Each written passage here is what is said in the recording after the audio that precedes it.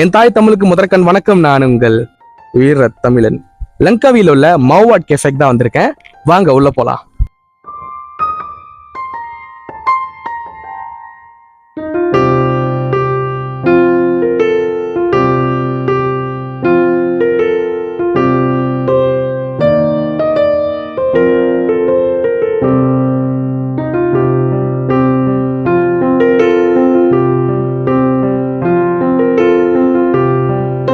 இந்த டிராவிங்ஸ் எல்லாம் பாக்குறதுக்காகவே மௌவாட்ஸ் கேஃபே வரலாம். அந்த அளவுக்கு பீஸ்ஃபுல்லா இருக்கும், ரிலாக்ஸிங்கா இருக்கும்.